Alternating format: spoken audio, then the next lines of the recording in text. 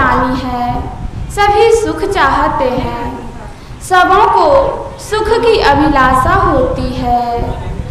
इस समस्त प्राणियों में मनुष्य सर्वश्रेष्ठ है।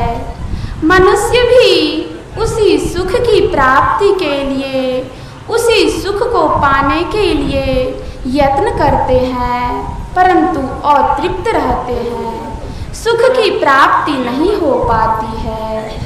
इसका कारण क्या है? जब तक हमें हमारे रोग का, हमारे दुख का कारण पता नहीं चले, उसका निवारण नहीं कर पाएंगे। संत कबीर साहब कहते हैं, वस्तु कहीं ढूंढे कहीं, कहीं विधि आवे हाथ। जिस सुख का खोज हम बाहर में करते हैं, संत महात्मा बताते हैं, वह सुख बाहर में नहीं, हमारे अंदर है। सुख और शांति हमारे अंदर है। अगर सुख चाहिए तो अंतर मार्ग में चलो, बाहर में सुख नहीं मिलेगा। हम एक मिट्टी का ढेला लेते हैं, उसे ऊपर फेंकते हैं और वह तुरंत नीचे गिर जाता है। इसका क्या कारण है?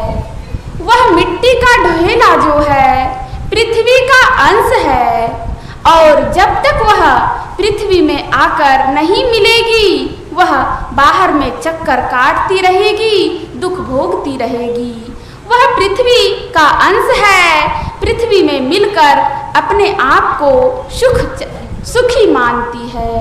उसी प्रकार हम सांसारिक जीव, समस्त प्राणी ईश्वर का अंश हैं। जब तक ईश्वर में जाकर नहीं मिलेंगे, जब तक हमारा यह आवागमन का चक्र चलता रहेगा, जन्म मरण से छुटकारा नहीं मिलेगी, दुखों से छुटकारा नहीं मिलेगी। इसी दुख से छूटने के लिए यह सत्संग किया जाता है। जब जन्म लिए दुख था, थोड़े से बड़े हुए, फिर भी दुख पीछा नहीं छोड़ता है। थोड़ी सी युवावस्था आई, इंद्रियों के वेग में बहते बहते जानवरों से भी आगे बढ़ गए। क्या इसी को सुख कहते हैं?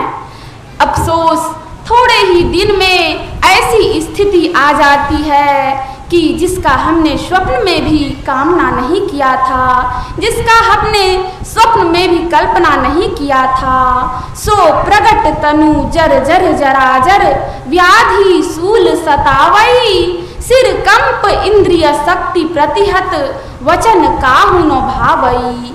गृहपालहु से अति निरादर, खान पान न पावई, ऐसहु दशा न विराग तहाँ, तृष्णा तरंग बढ़ावई। सुख कहाँ? अंगं गलितं पलितं मुंडं, दसन विहीना जातुन तंडं, कर धृत कंपित शोभित दंडं, तदपि न मुंचत्यासा भांडं। पलित हो गए बाल शीश का, गलित हुआ सब गात, टूट गए त्यों ही क्रम क्रम से मुंह के सारे दांत।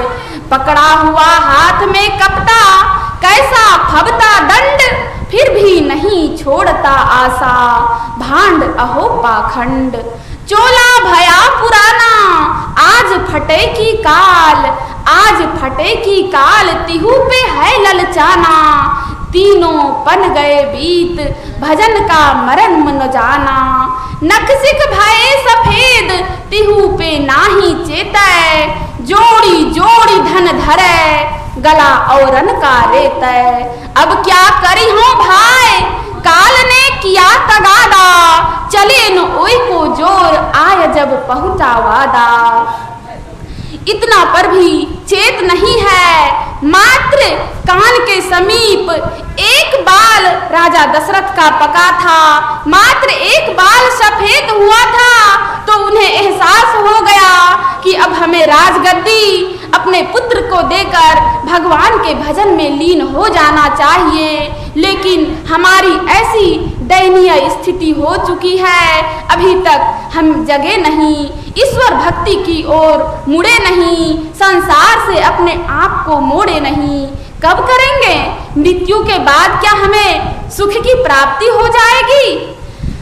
प्रथमे हो वैराग्य भक्ति तब कीजिए, प्रथमे हो वैराग्य भक्ति तब कीजिए, सत्संगति के योग ज्ञान तब लीजिए, ऐसा उपजय ज्ञान भक्ति को पाई के, अरे हाँ रे पलटू ले जा ऊपरे मारी ठीक ठहराई के।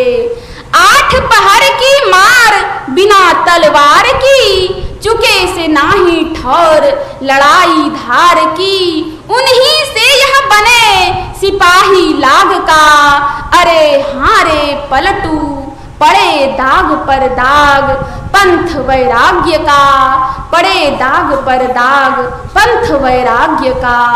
यहाँ तक जब तक भक्ति में ज्ञान वैराग्य और प्रेम का समाविष्ट नहीं होगा, हम भक्ति में पूर्णता की प्राप्ति नहीं कर पाएंगे और हमें दुखों से छुट्टी नहीं मिल पाएगी। इसीलिए यह सत्संग होता है। सत्संग का मूल उद्देश्य यही है, आवागमन शम दुख दूजा, है नहीं जग में कोई, इसके निवारण के लिए प्रभु भक्ति करनी चाहिए, प्रभु भक्ति करनी चाहिए।